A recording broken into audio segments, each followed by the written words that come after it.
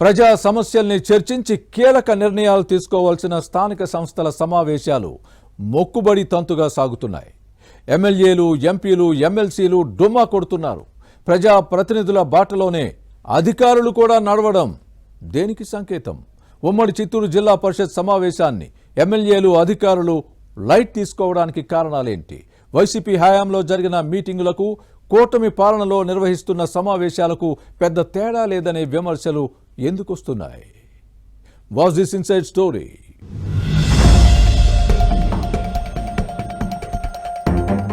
స్థానిక సంస్థల సర్వసభ్య సమావేశాలను ఎమ్మెల్యేలు, ఎంపీలు, ఎమ్మెల్సీలు లైట్ తీసుకుంటున్నారు. రాష్ట్రంలో కూటమి ప్రభుత్వం అధికారంలో ఉంది. ఎన్డీఏకి 164 మంది ఎమ్మెల్యేలు ఉన్నారు. కానీ జిల్లా పరిషత్, మున్సిపల్ కౌన్సిల్ సమావేశాలకు ఎక్కువ మంది డుమ్మా కొడుతున్నారు. ప్రజాప్రతినిధులే కాదు, అధికారులు కూడా గైర్హాజరవుతున్నారు. దీంతో సమావేశాలు మొక్కుబడి తంతుగా సాగుతున్నాయి. దీంతో స్థానిక సంస్థల్లో చర్చించి తమ సమస్యలకు పరిష్కారం చూపిస్తారేమోనని ఆశించిన ప్రజలకు చివరకు నిరాశే మిగులుతోంది. ఉమ్మడి చిత్తూరు జిల్లా పరిషత్ సర్వసభ్య సమావేశంలో ఇదే జరిగింది.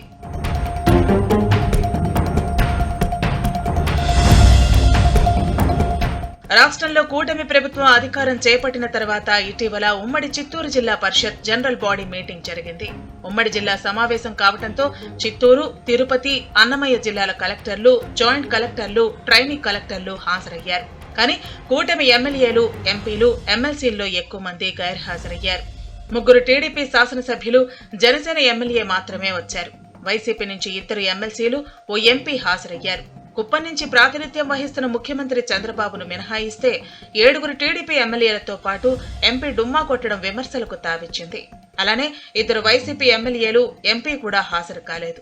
మరోవైపు అధికారులైనా సక్రమంగా వచ్చారా అంటే అది లేదు. కీలక శాఖల అధికారులు రాకుండా తమ కింది స్థాయి ఆఫీసర్లను పంపి మమా అనిపించారు. సమావేశానికి హాజరైన ప్రజాప్రతినిధులు అడిగిన ప్రశ్నలకు సమాధానాలు చెప్పలేక అధికారులు నీళ్లు నమిలారు. దీంతో ఆఫీసర్ల తీరుపై ఆగ్రహవేశాలు వ్యక్తమయ్యాయి. సరైన సమాచారం లేకుండా హాజరైన ఆఫీసర్ల తీరును జడ్పీటీసీలు తప్పుపట్టారు.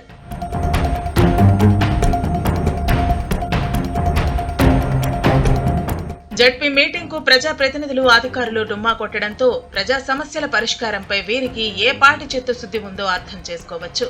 వైసీపీ పాలనలో జరిగిన ఏ ఒక్క సమావేశంలోనూ ప్రాబ్లమ్స్ పై పూర్తి స్థాయిలో చర్చ జరగలేదు. కూటమి ప్రభుత్వంలోనైనా మార్పు వస్తుందని ఆశించిన వారికి నిరాశే మిగిలింది. 2021 పంచాయతీరాజ్ సంస్థల ఎన్నికల్లో అన్ని జడ్పీటీసీ స్థానాల్లో వైసీపీనే గెలిచింది. అప్పట్లో జరిగిన సమావేశాల్లో ఎవరైనా ఏదైనా అంశంపై ప్రశ్నిస్తే మీరైనా ప్రతిపక్ష పాత్ర పోషిస్తున్నారా అని మీటింగ్ కు హాజరైన ఇన్ఛార్జ్ మినిస్టర్, జిల్లా మంత్రి ఎదురుదాడికి దిగేవారు. దీంతో అధికార పక్ష నేతల గొంతు నొక్కినట్టు అయ్యేది. కూటమి ప్రభుత్వం వచ్చిన తర్వాత వైసీపీ జడ్పీటీసీల్లో కొందరు టీడీపీలో చేరారు. కానీ జిల్లా పరిషత్ చైర్మన్ పీఠం మాత్రం వైసీపీ చేతిలోనే ఉంది. గతంలో ఎటు సమస్యలను చర్చించలేదు. ఇప్పుడైనా పరిష్కారం చూపుతారేమోనని ఆశించిన కీలక ప్రజాప్రతినిధులు, అధికారులు డుమ్మా కొట్టడం విమర్శలకు తావిచ్చింది. వైసీపీ ప్రభుత్వం అన్నింటినీ లైట్ తీసుకుని పాలనను పక్కన పెట్టడంతో 2024 ఎన్నికల్లో కూటమికి అవకాశం ఇచ్చారు. కానీ ఎన్డీఏ కూడా వైసీపీకి భిన్నంగా వ్యవహరించడం లేదనే ప్రజలు పెదవి విరుస్తున్నారు. వచ్చే సమావేశాలకైనా ఎమ్మెల్యేలు, ఎమ్మెల్సీలు, ఎంపీలు, అధికారులు పూర్తి స్థాయిలో హాజరవుతారో లేదో చూడాలి.